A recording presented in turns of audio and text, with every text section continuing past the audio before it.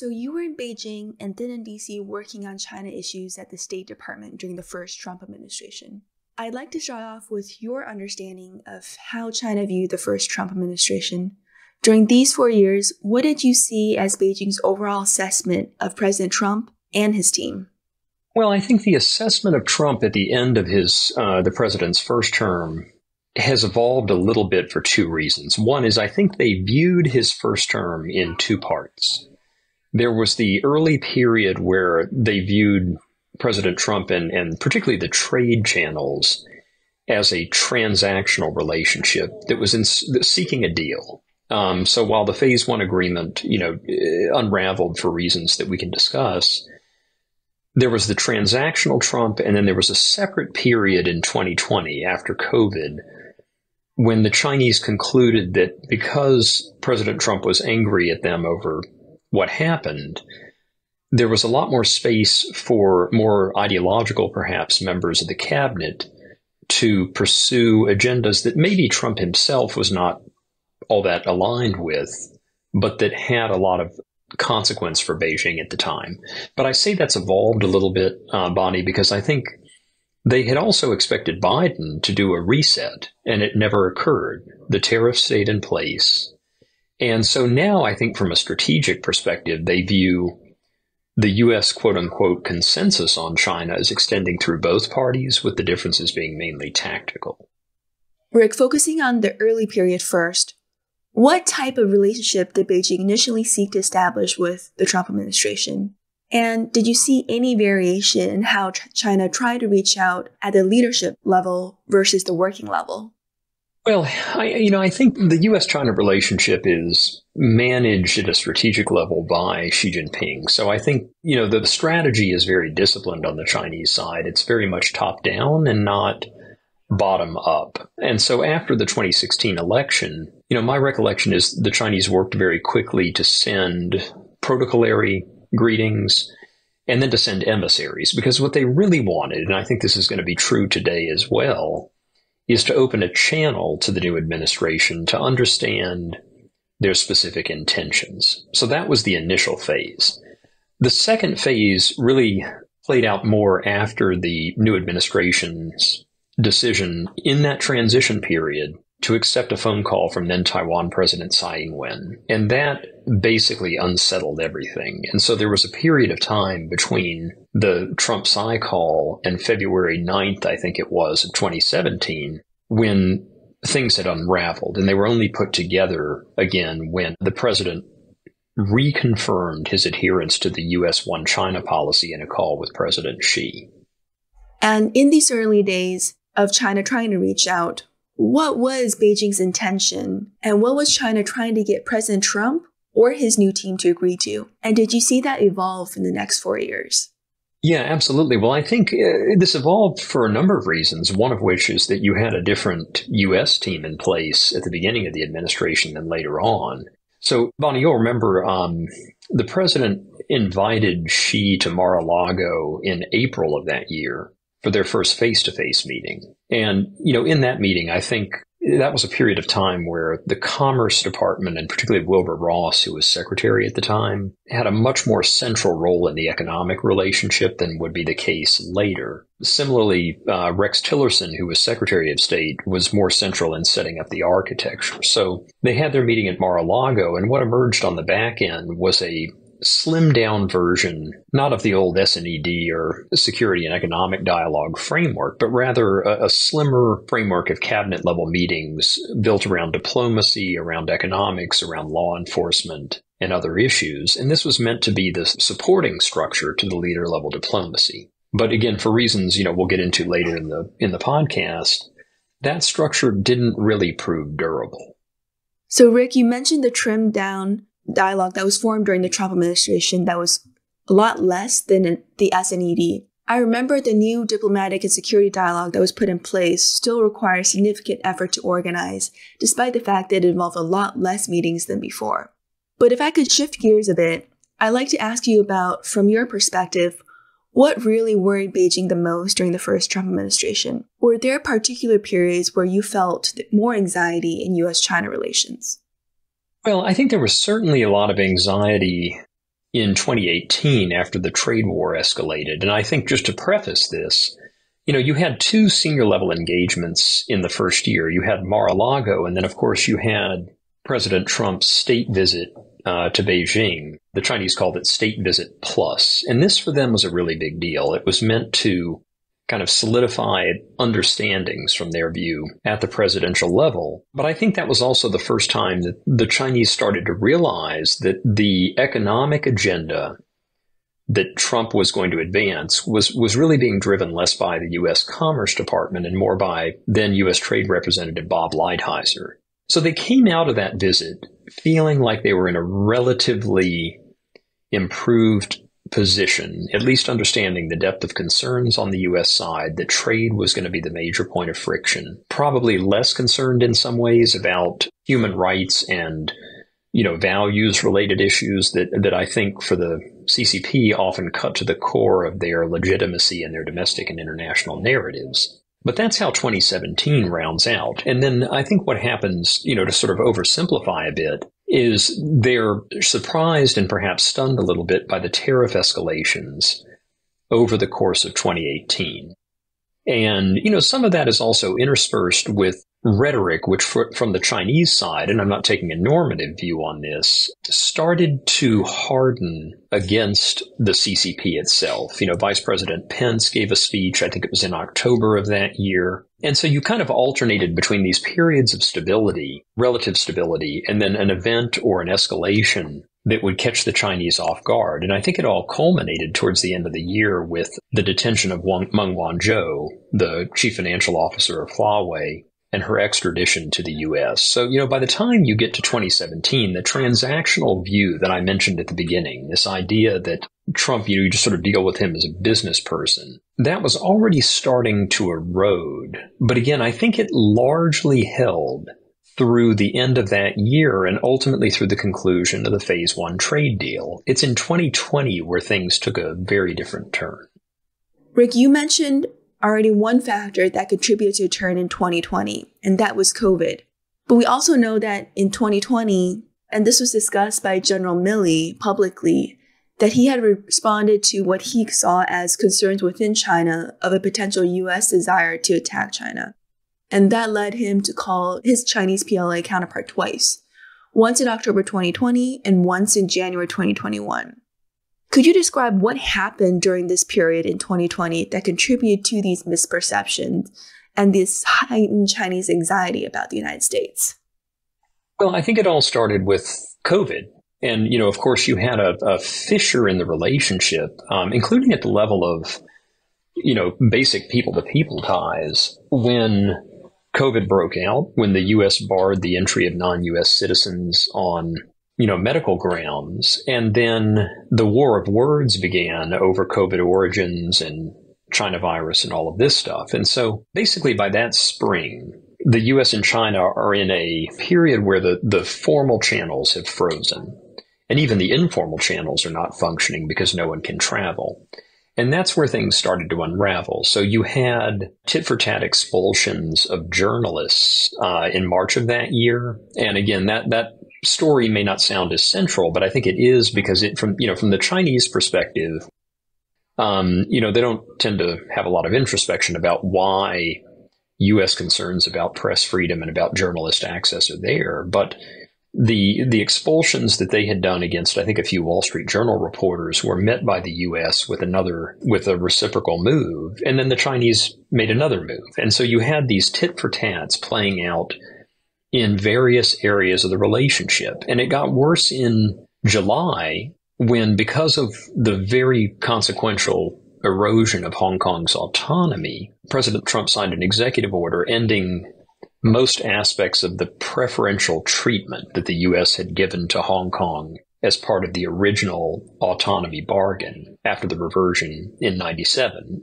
And then by July, because of some very deep and I think well-founded concerns about espionage and intellectual property theft emanating from the Chinese consulate in Houston, the U.S. closes the Chinese consulate, and the Chinese retaliate by closing the U.S. consulate in Chengdu in Sichuan province. So again, this is all setting the stage. You've got a relationship where there are really no management channels, and where each side is starting to take actions that are responded to reciprocally, and the environment is getting pretty poisoned. And so by the fall, and I think this is sort of the prelude to the Milley call, you have former Secretary Mike Pompeo in a speech out at the Reagan Library in July actually declaring the failure of the engagement strategy with China.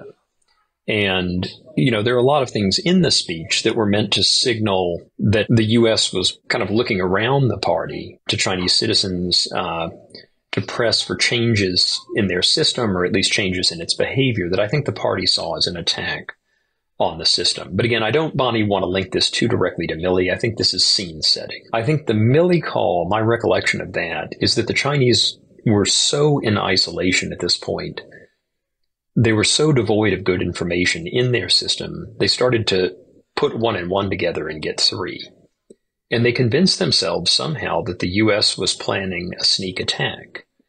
And while I'll let, former Chairman Milley's words speak for themselves about his motivations in making the call, I do think the lesson that I took away from that period is that when these channels erode to a certain point, the bureaucracies will start doing things to each other, and misunderstandings can escalate. And Rick, just on the point of how these channels of communication are quite essential to preventing or reducing miscommunication, do you think since the end of 2020, we have restored or repaired either some of these official channels or unofficial channels? And are you relatively confident that as we enter the second Trump administration, that there will be desire from China's end to maintain those channels?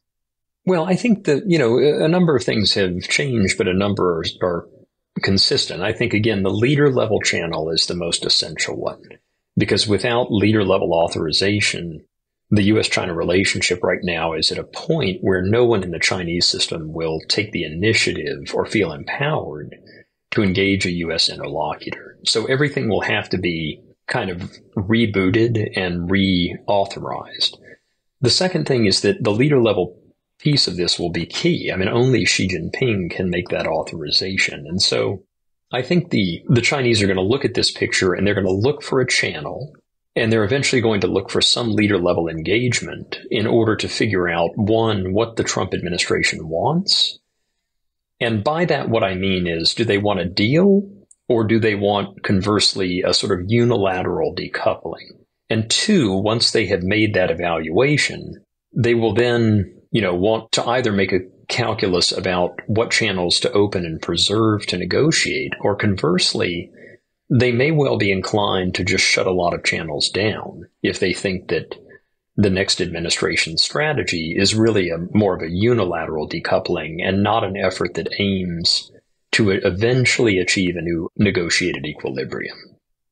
Thank you, Rick. I know this is probably a bit hard to think through at this point on November 6th, but do you have a sense, based off of your conversation with Chinese colleagues and interlocutors, that they are more confident that the Trump administration wants a deal, perhaps, as you were discussing earlier, a more transactional relationship with China?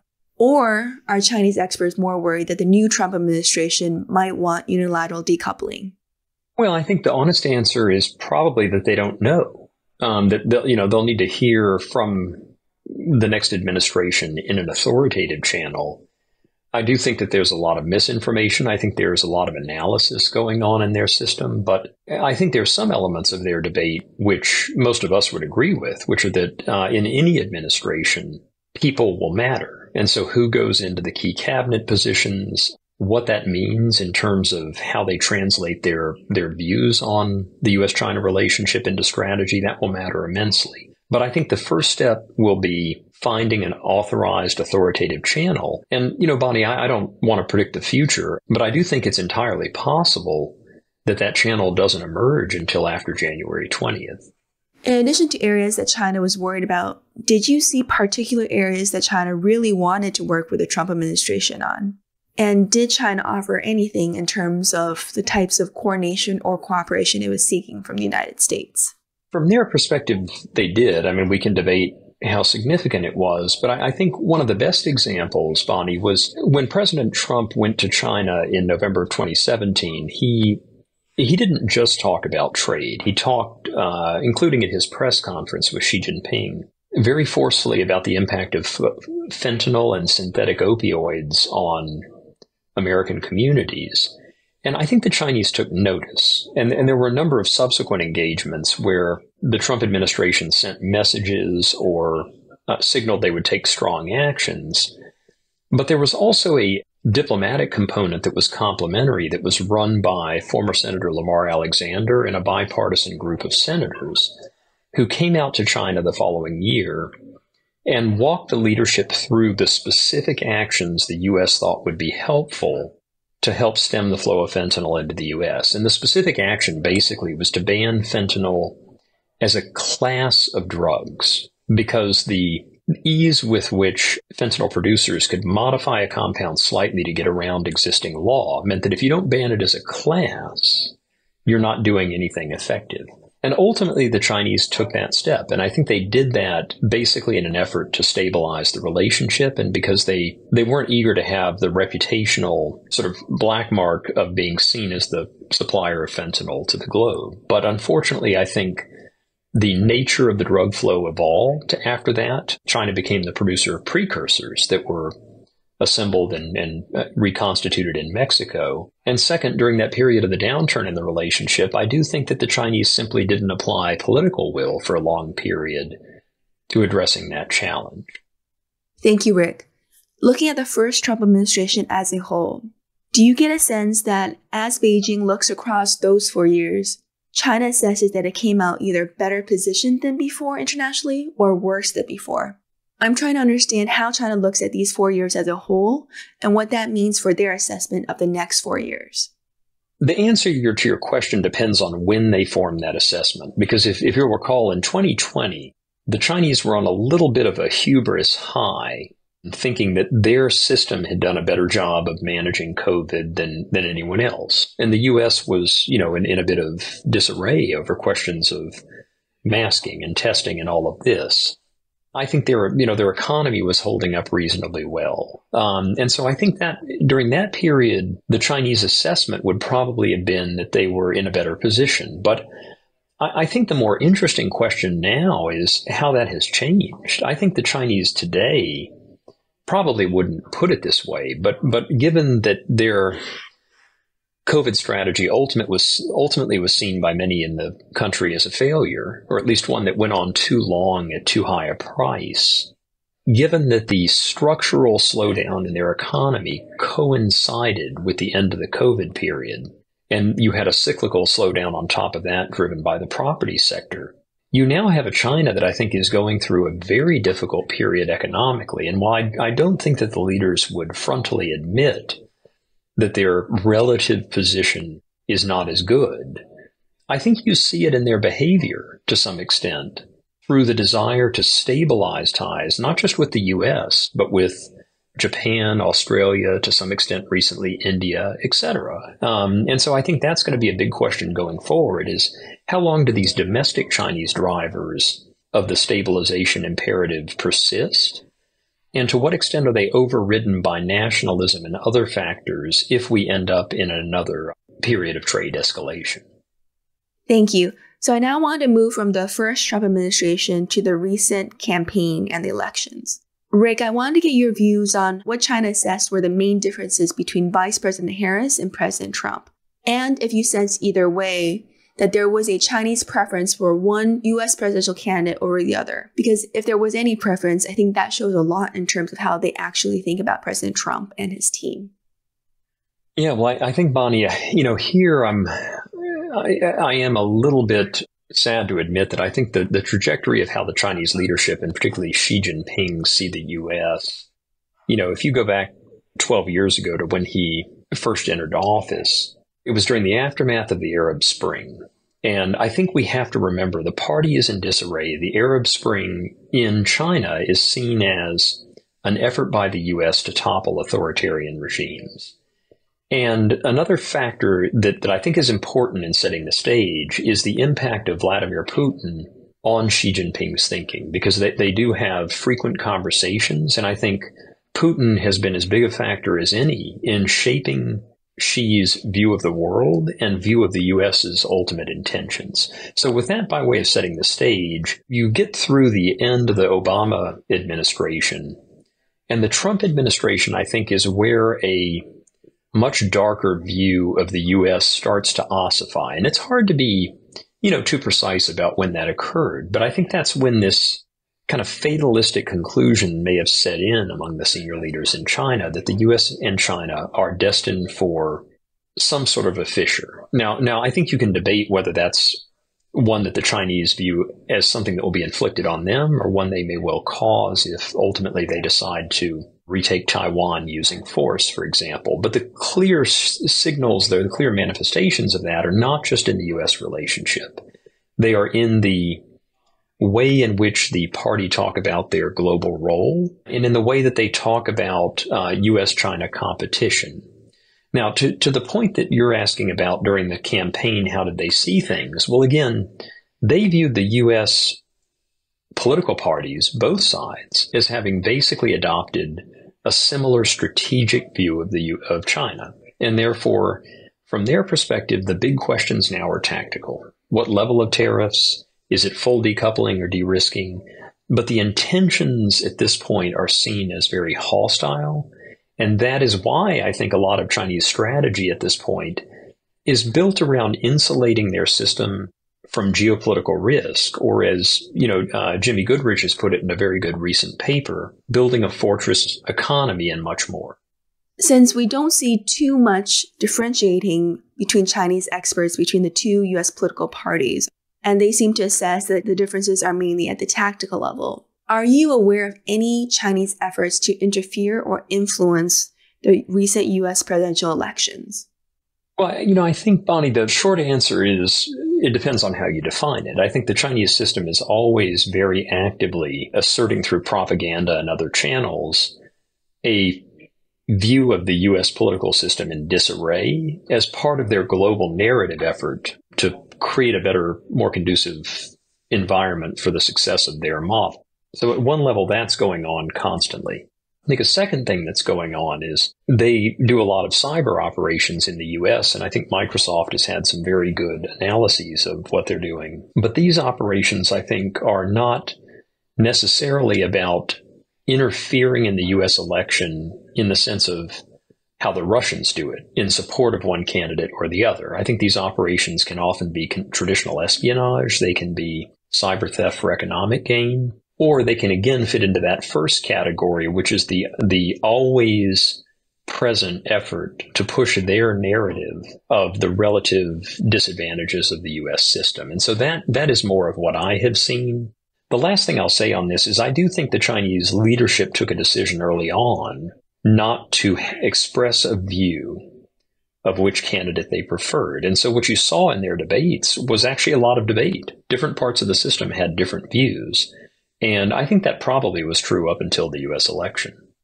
And now, Rick, I want to go into a bit more speculative territory and ask you what you think China might be expecting in a second Trump administration. In your conversations with Chinese colleagues, have they flagged anything that really stood out to them as what they expect in a second Trump administration? Is there anything that they're really worried about or really excites them? Well, I think they've been watching the statements by candidate Trump and by, people who are seen as close to him or possible members of a future cabinet. And I think that the way that they view these debates is not quite as tactical as I think we often debate them, even among the China community. It's not about level of tariffs or whether it's 301 versus revocation of permanent normal trade relations. It's about the overall goal. And I think the question that is circulating in Beijing is the goal to achieve a new deal, or conversely to unilaterally decouple and perhaps even weaken our system? And so I think this is really going to be the judgment the Chinese are trying to draw. Is there an effort to bargain? Are tariffs meant to be leverage? Or conversely, are tariffs part of a decoupling strategy? And so, they're aware of the fact that these debates are not fully resolved here. But what I would say, and as a personal assessment, is that I think the Chinese are too open to the possibility that this time it's all transactional and perhaps not attuned enough to how far the debates have evolved in the U.S. about the difficulties of getting to a new economic agreement in a system that has in recent years redoubled time and time again around an economic strategy that is built around geopolitical isolation, state industrial policy, and oversupply at the expense of domestic demand. And unless they're willing to revisit some of those core elements of their strategy, I don't think that a deal is likely in the near term. And therefore, we're likely to be heading into a period of significant volatility. And when you mention a potential new deal with the Trump administration, have Chinese experts mainly talked about a new deal in economic terms, or have they also discussed the possibility of a deal at the larger strategic geopolitical level in terms of foreign policy? Again, I think they don't neatly disaggregate quite as often, but I would say it's more in the economic realm. I think there are some in the Chinese system, and certainly among their academics, who acknowledge the problem of overcapacity, even if they don't like the word. I think they've looked at their own growth data. They realize it's just unsustainable. I mean, the last quarter, very little of their economic growth is coming from domestic consumption now. It's coming from investment and largely into sectors that are exporting at unsustainable rates and lower profitability abroad. They see this reality of tariff barriers going up. And so, they're starting to talk about how the U.S. and Japan managed their trade issues in the 1980s. They talk about the tools of voluntary export restraints. That, I think, is an area of greater tactical flexibility than the geostrategic realm. And I think the challenge geopolitically is that for China, a lot of their strategy is driven by the view I described of the U.S. So it's very difficult to conceive of China creating significant frictions with Moscow, even though I don't think there are plenty of voices in the Chinese system that are unhappy about the direction of the war in Ukraine, about how China is tied to Russian strategy, and particularly about this newer element of DPRK troops now being present on the battlefield inside of Russia's borders, and what that means for this perception of a bloc or a coalition forming with them at the center. They don't like it, but I don't think that's going to lead them to take significant action against those countries so long as their primary fear is an existential threat from the U.S. I will follow up on Russia and North Korea, but before that, I want to ask you more about tariffs. So President Trump has repeatedly stated his desire to impose significantly more tariffs.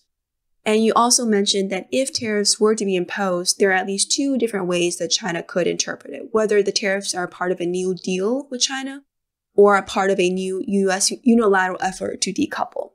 Given these different views within China, what does that mean in terms of how China would respond if these new tariffs are imposed? Does it mean that China would hesitate to retaliate, or does it just mean that there will be more uncertainty within the Chinese system?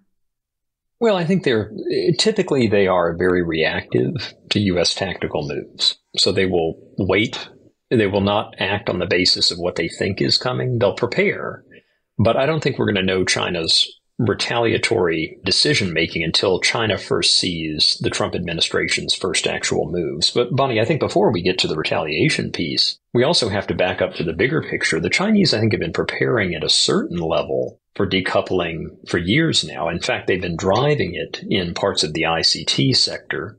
They were shocked and, surprised by the advanced computing restrictions President Biden imposed 2 years ago. And so a big element of their domestic industrial policy build-out, and they're signaling that they will remain open to other markets as a hedge against losing the U.S., I think those pieces are well underway. They are now baked into China's longer-term strategies. And I think a good example of this was just this week when the premier at a big economic and trade conference reiterated the points about China remaining open and trying to position China as the guardian of the global trading order with, not a lot of introspection, to be frank, about what has happened at the WTO that makes it impossible for that system to protect other countries against China's industrial policy. So that's the overall frame. Tactically, we're going to have to wait, I think, until the Chinese see the Trump administration's first moves.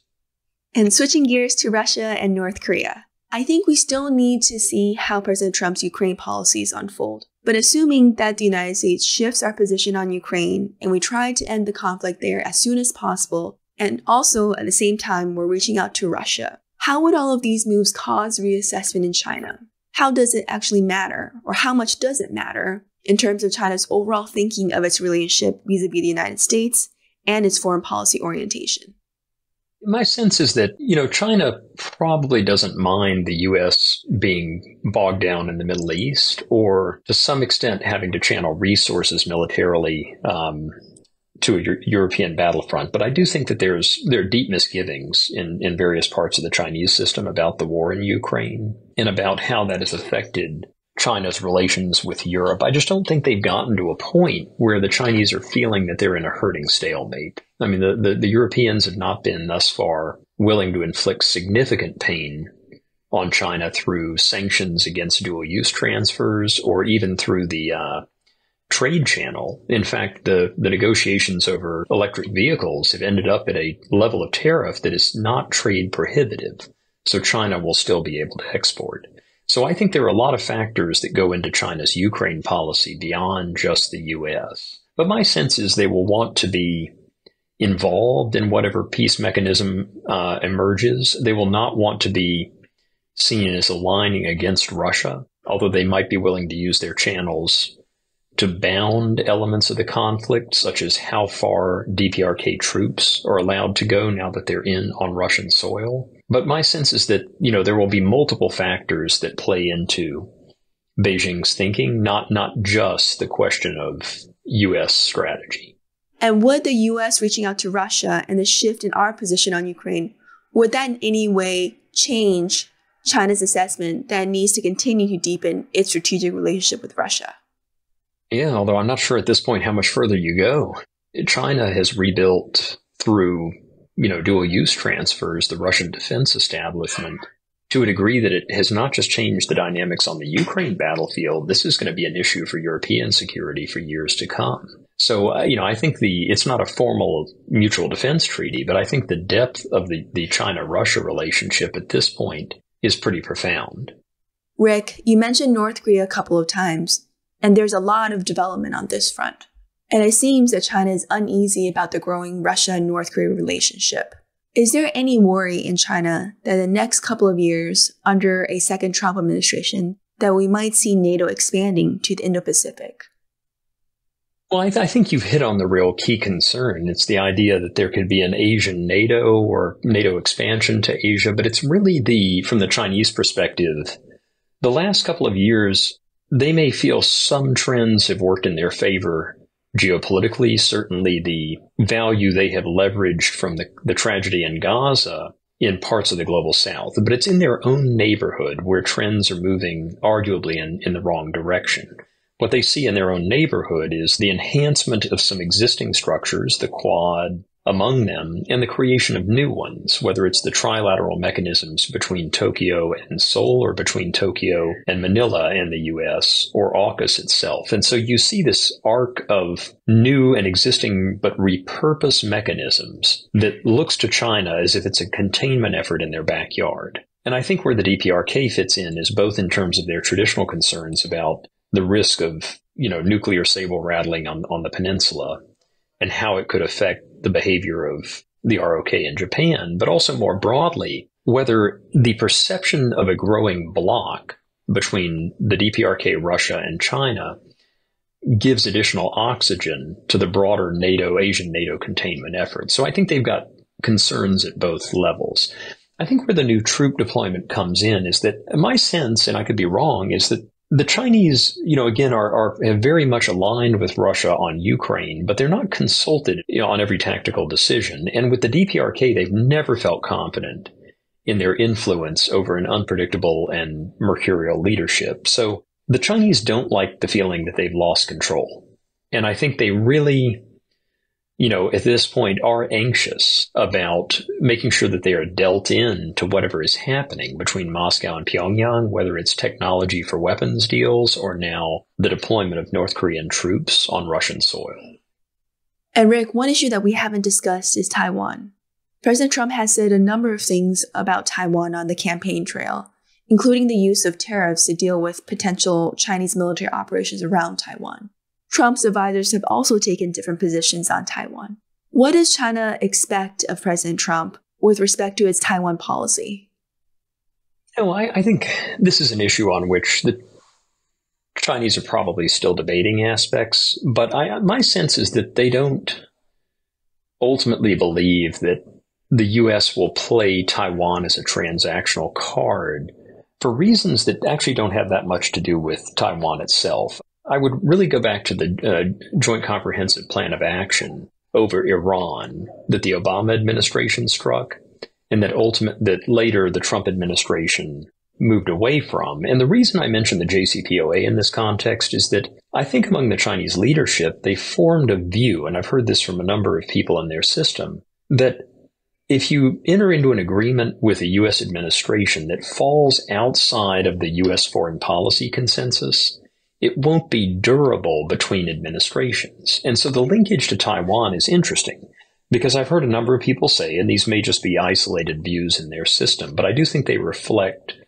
a strand of leadership thinking that a similar type of deal that somehow brought in Taiwan would fall outside the U.S. domestic political consensus, the strength and affinity of the ties between Washington and Taipei and the unofficial relationship, and therefore it wouldn't be transferable after Trump steps down. So for that reason, I don't think Beijing's primary focus right now is Trump himself. I think their focus is more on dynamics on the island under President Lai's tenure. And we can talk about what their concerns are, and I'm not taking a normative judgment about the validity of those concerns, but I guess my assessment would be that Beijing's primary concerns emanate from Taipei, not Washington.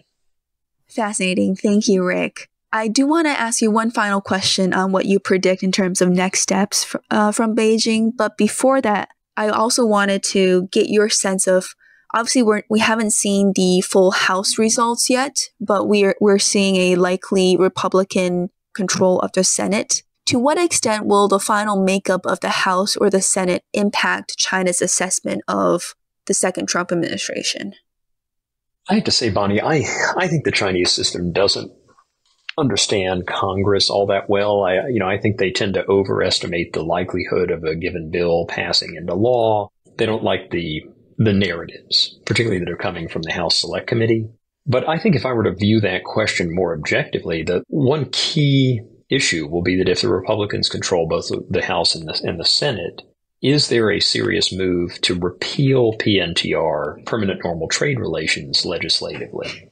And I think the reason this matters is that, to the Chinese was the original bargain. It's the foundational economic pillar of the relationship. And so it would be seen, I think, politically in a way that goes beyond the actual resulting tariff levels as essentially an economic divorce. And so when we talked about how the Chinese are preparing, I think we have to remember that they've taken the last 4 years to supercopy a lot of the tools that the U.S. has developed against China, not just against China, but entities listings by the Commerce Department and export controls, sanctions, including individual visa designations, anti-foreign sanctions legislation. There's a pretty robust toolbox that the Chinese have put in place over the past 4 years. They are only, I think, starting to experiment with its use against Taiwan, U.S. defense contractors on Taiwan or their component suppliers, against PVH, the holding company of Calvin Klein, over implementation of U.S. restrictions on Xinjiang-based forced labor. So the point here is, I think the Chinese have got a lot of tools they could use. It's difficult to predict which of them they will use. Thank you. One final closing question. As we look to the weeks ahead, both in the period between the election and the inauguration and the immediate months after the inauguration, what do you expect from Beijing? And what do you think the second Trump administration should be looking for in terms of either outreach or requests from Beijing? Well, I'd anticipate, as the Chinese Foreign Ministry spokesperson mentioned overnight, they will operate according to past precedent. So we should expect congratulatory messages, and we should expect a very early effort to find some authoritative channel to the transition team. They may not be successful. I do think there will be a lot of planning for different possibilities that could emerge on January 21st. And I don't think that we should rule out that if they conclude the U.S. strategy will be largely unilateral in terms of its initial moves, they will take unilateral responses. The question I'm left with is, will they be symbolic or will they be more significant? 欢迎来到六度解析，新闻背后的多维思考，带你洞悉头条背后的世界。在今日华尔街频道的六度解析中，我们将深入探究时事热点，为你揭开新闻背后的真相。在这个信息泛滥、真相难觅的时代，六度解析应运而生。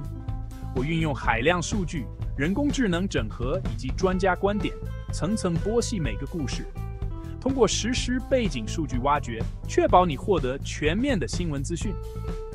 然而，我们关注的不仅仅是数据，更重要的是将它们串联起来。我将分析多方视角，揭示隐藏的脉络，为你提供单一媒体常常忽略的背景信息。无论是政治、经济，还是全球事务，我都将为你带来最具洞察力的分析。试想一下，拥有洞悉全局的能力，做出明智的决策，参与有意义的讨论，这就是六度解析带给你的价值。它不仅仅是新闻分析，更是一种赋能的工具。加入今日华尔街的六度解析，共同探索头条背后的故事。你通往深度理解的旅程，从这里开始。不要只是阅读新闻，要解码新闻，理解新闻，活出新闻。这一切尽在六度解析。立即订阅，不错过任何真知灼见，因为了解真相仅仅是个开始。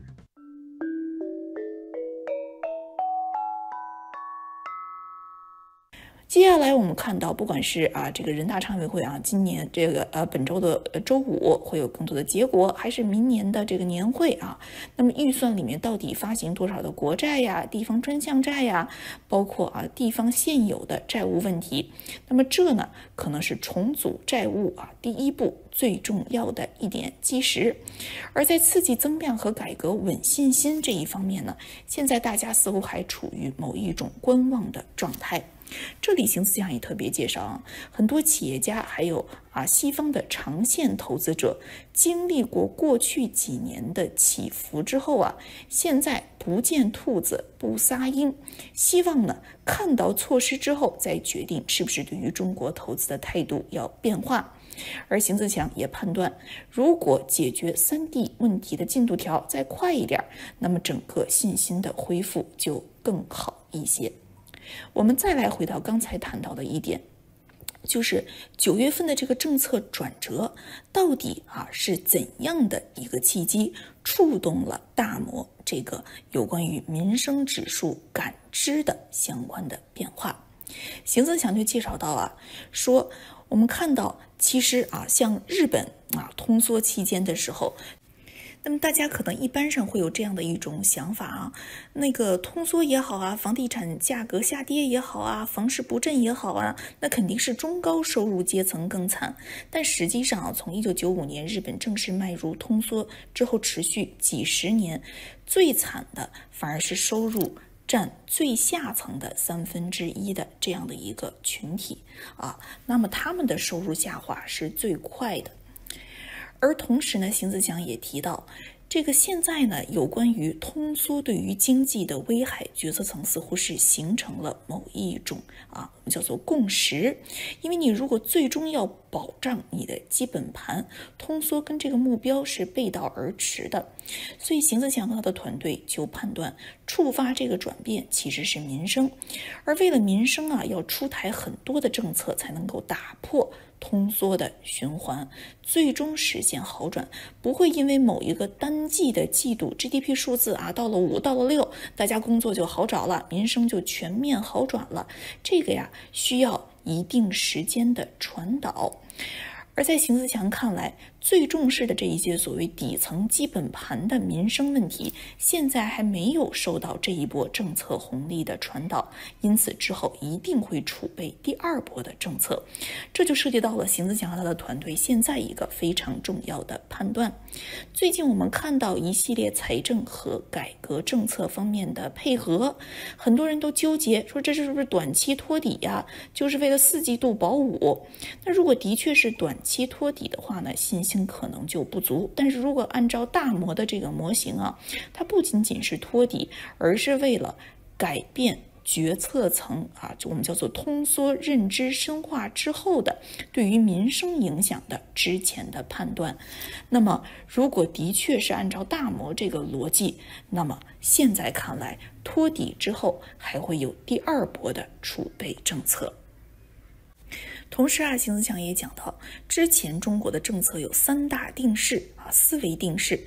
第一个是什么呢？就是财政上要尽量量入为出，不要搞很大的赤字。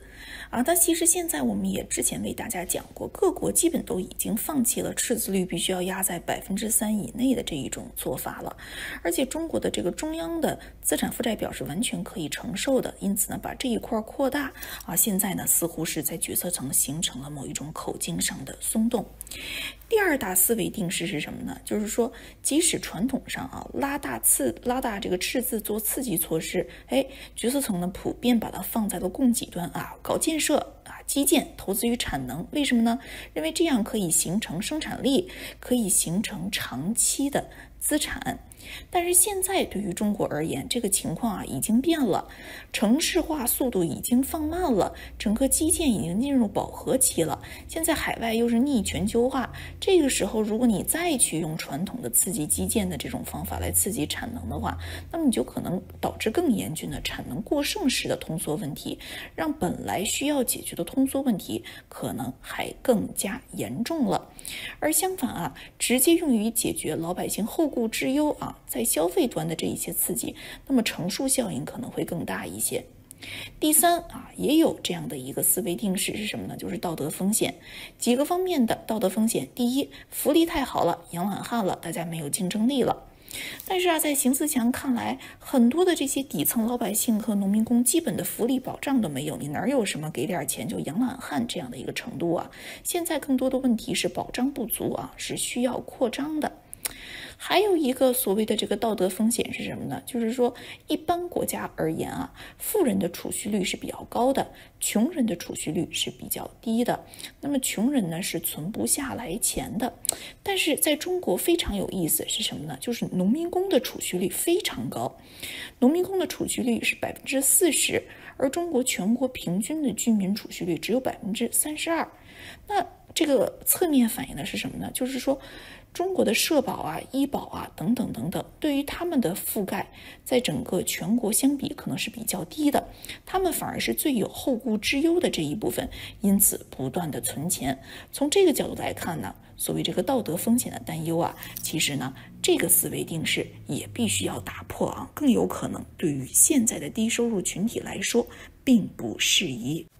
在同样的一次访谈中邢自强还提到了有关于到底如何打破预期这个做法。这里他也特别提到了我们之前为大家反复讲到的中国的货币政策当局借鉴美联储的这样的一些做法，比如高度重视跟市场的沟通提供前瞻指引都是历史上非常少见的。但是到底有怎样的货币和财政配合的空间，才能够打破禁区，才能够重启预期呢？这就是下一期我们节目要与大家分享的内容。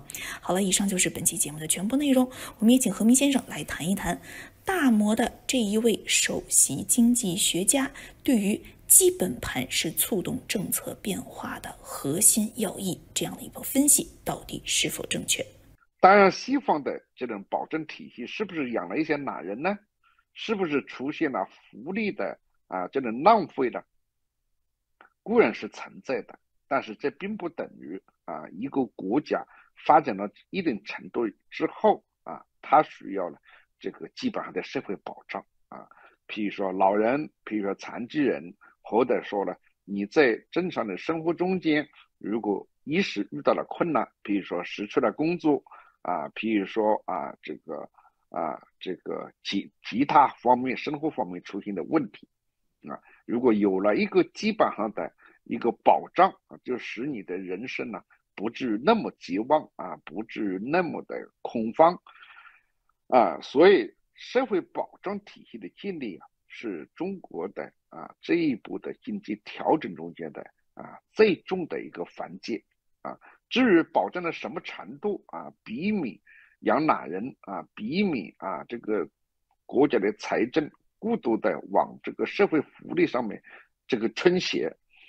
这确实是可以在美国欧洲很多国家里面得到这个经验的这个教训，但是中国现在还不是教训的问题，中国还是没有真正的起步这些年无论是农村城市社会保障体系都出现了一些这个变化，但是有时候你这种这个面这个还不够宽实际的对人们的这个生活保障还没有达到一个基本上的一个保证的时候呢，人们还是没有办法去真正花钱，没有办法真正去消费中国不是说你老百姓给1万块钱消费就会完全起来，如果他没有信心，他可能把1万块钱、9000块钱甚至1万块钱，他还是存到这个银行里面来。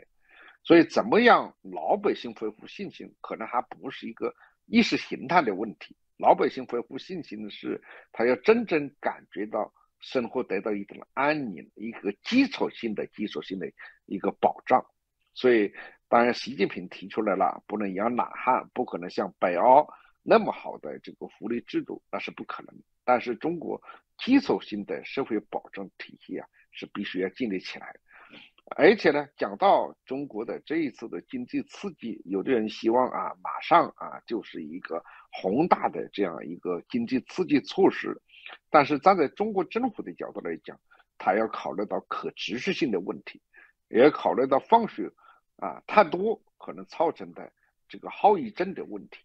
所以我比较倾向于同意了，这确确实实它会形成很多的层次，第一步、第二步、第三步甚至呢达不到目标之后，它可能还有更大的这个计划，或者说达到一定程度之后，又会不断的调整呢这个刺激的措施。中国的手里的工具还是非常之多正是因为工具非常多问题也非常之多，所以它采取的应对措施呢也会这个分阶段这个进行。所以不要被一时的经济刺激措施就下了一个结论中国它毕竟是一个大国所以它考虑的这个因素就比中型国家、小型国家它会更加谨慎一点。好了，谢谢大家收看思想新日报。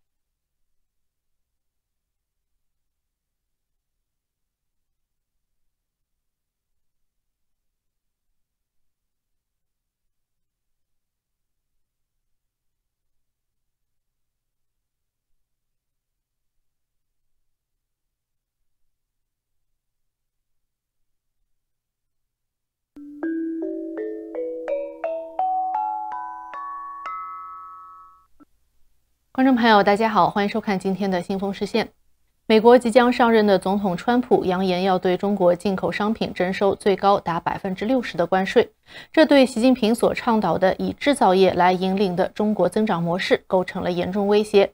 华尔街日报近日报道，据接近北京决策层的消息人士透露，为了抵消这一威胁，习近平政府正在考虑向美国在欧洲和亚洲的盟友提供关税削减、签证豁免、中国投资和其他各种激励措施。消息人士表示，中国虽然愿意在川普上任后与华盛顿进行对话，但是也在抓住机会拉拢美国的传统合作伙伴，为自己赢得时间，并且试图在与美国的激烈竞争中占据优势。但是要让这一战略发挥作用，北京面临着一场艰苦的战斗。近年来，欧盟对中国的立场越发的强硬，对中国支持俄罗斯感到不满。而日本、韩国和菲律宾等美国盟友也越来越警惕中国。近几个月来，中国已经取消了对澳大利亚、新西兰、丹麦、芬兰和韩国等20多个国家的游客签证要求，但是没有要求对方立即采取相应的举措。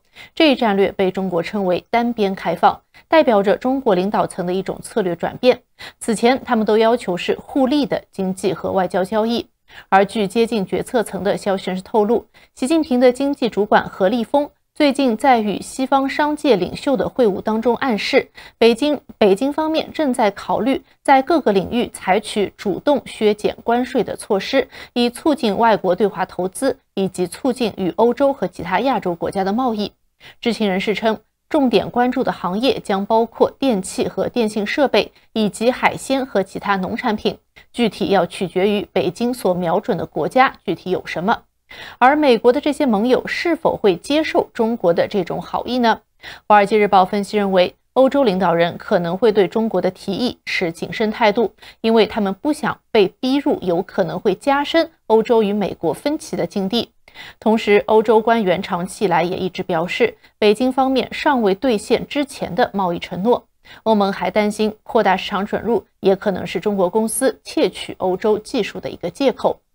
中国国务院总理李强上周二在上海举行的进博会上表示，中国将推行单边开放，为外国企业进入中国市场提供机会。北京转变策略反映了他预见到即将与川普打交道的难度。川普第一任期内的大规模贸易冲突严重影响了中美双边关系。习近平周四向川普致贺电，但同时他也含蓄地警告即将上任的川普政府不要与中国展开新的经济斗争。习近平说，历史告诉我们，中美合作则利，斗则两损。知情人士称，北京希望利用新的开放战略，利用欧洲和亚洲国家对川普的恐惧。在今年年初的竞选当中，川普曾经表示将鼓励俄罗斯攻击没有向北约缴纳足够费用的国家。这一言论引起了整个欧洲的焦虑。知情人士称，中国采取这一举措意在加大对美国的压力，并且试图分化美国盟友。中国迫切需要实现市场的多元化，减少对美国市场的依赖。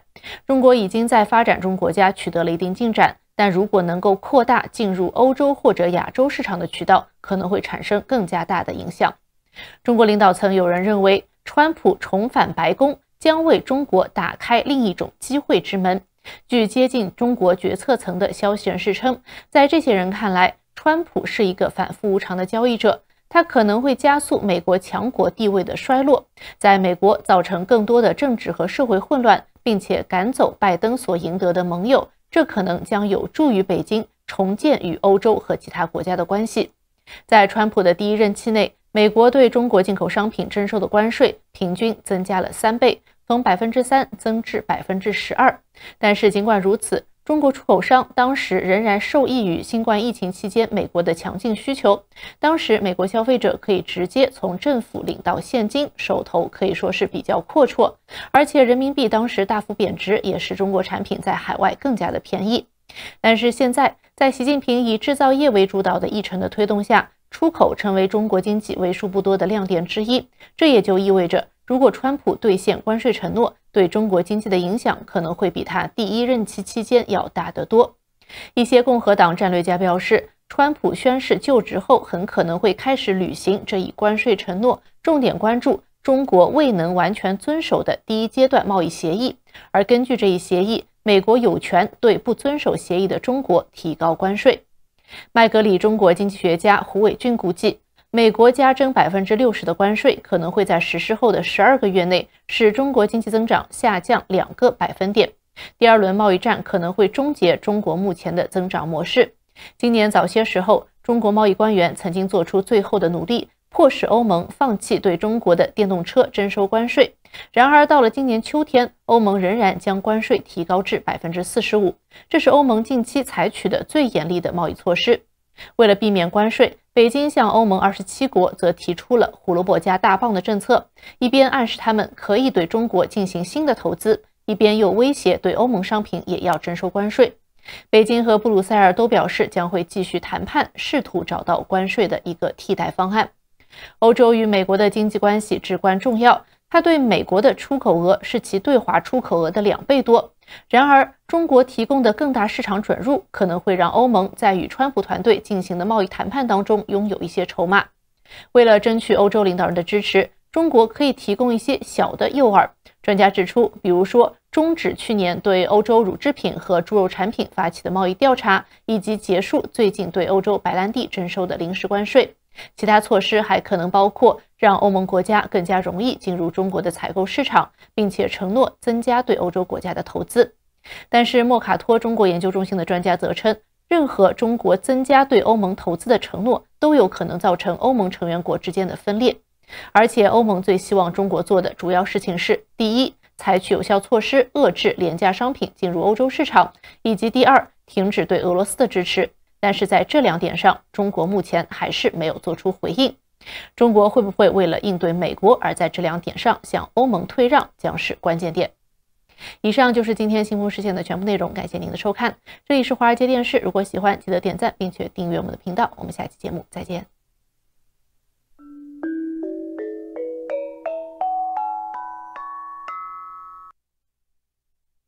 想成为全球沟通达人吗？